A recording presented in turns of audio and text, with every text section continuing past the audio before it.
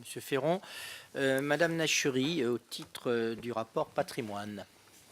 Messieurs les présidents, Madame la ministre, mes chers collègues, je vous prie de bien vouloir excuser l'absence de Michel Herbillon, rapporteur pour avis des crédits patrimoine au nom de la Commission des affaires culturelles et d'éducation, que je supplée ici aujourd'hui. Il a eu l'occasion de présenter la partie thématique de son avis lors de la réunion de notre commission le 26 octobre dernier. Il m'a chargé de vous poser, Madame la ministre, un certain nombre de questions relatives, pour les premières, au crédit patrimoine, pour les secondes, au terme de son rapport, la protection et la valorisation des monuments nationaux et l'action que mène le Centre des monuments nationaux, le CMN. S'agissant du budget, nous voudrions tempérer les présentations très enthousiastes qui sont faites du présent projet de loi de finances. Certes, les crédits des patrimoines progressent cette année, mais si on ramène l'analyse au temps de la législature, on mesure que les crédits du patrimoine monumental, action 1, ont chuté de près de 11% en 5 ans, ceux des musées, action 3, de près de 5%, et ceux de l'enrichissement des collections publiques, action 8, de plus de 40%. Sur un plan global et à périmètre constant, on constate une réduction des crédits des patrimoines de près de 7% sur 5 ans. Vous retrouverez le détail des chiffres dans les tableaux qui figurent dans le projet d'avis de Michel Herbillon qui a été remis. Le rapporteur pour avis déplore ces réductions globales de crédits dans des domaines où, qui plus est, les dépenses doivent être programmées. Pensons notamment aux grandes campagnes de restauration de monuments historiques et où rien n'est pire qu'une politique de stop and go. Il souhaiterait entendre votre point de vue sur cette question. La deuxième question porte sur les conséquences multiples de la vague d'attentats qui ont endeuillé notre pays. Baisse de fréquentation enregistrée dans un très grand nombre de musées et monuments, nécessité de doter les établissements de nouveaux équipements de sécurité. Quel budget consacrez-vous à ces équipements? Combien d'établissements seront dotés cette année de nouveaux portiques de détection? Quelles mesures spécifiques avez-vous prises ou comptez-vous prendre pour rétablir l'attractivité culturelle de notre pays, en lien notamment avec les annonces faites hier? J'aborde les questions relatives au CMN.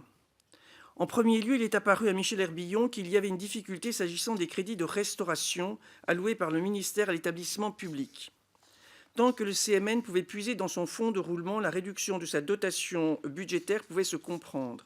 Mais l'épuisement du fonds de roulement rend nécessaire de réaugmenter cette dotation, sauf à contraindre le CMN à renoncer à des projets de restauration. Quelles sont précisément les perspectives du ministère en la matière?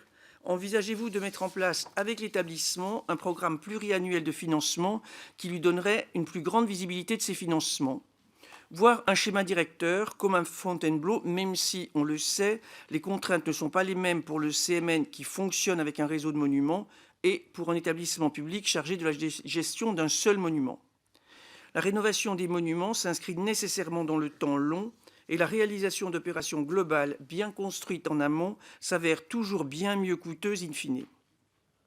La deuxième question est relative à la gestion du personnel du CMN. La coexistence de deux régimes juridiques distincts, des fonctionnaires titulaires affectés par le ministère de la Culture, qui continuent d'assurer leur recrutement et leur gestion, et des contractuels de droit public recrutés directement par le CMN. Cette coexistence se révèle source de difficultés dans le pilotage des emplois au plan central, mais aussi dans les actes de gestion courante au sein des monuments. Le CMN demande depuis plusieurs années que lui soit déléguée la responsabilité des différents actes de gestion à l'égard des personnels affectés, avec transfert de la masse salariale correspondante, à l'image de ce qui se pratique au Louvre depuis 2003. Pourriez-vous nous donner des précisions sur le fonctionnement de cette délégation de gestion au Louvre? Quel bilan tirez-vous de cette expérience? Et envisagez-vous, Madame la Ministre, de répondre positivement à la demande du CMN? La loi de déontologie des fonctionnaires d'avril 2016 devrait par ailleurs réduire les capacités du CMN à recruter des agents contractuels. Nous savons que le sujet est regardé de près au ministère. Pourriez-vous nous en dire plus sur le calendrier de révision du décret liste et les conséquences attendues pour le CMN? Une question complémentaire pour finir, sur le projet de restauration de l'hôtel de la Marine confié au CMN. Pourriez-vous nous en dire davantage sur le volet relatif à la présentation du patrimoine gastronomique français? Je vous remercie.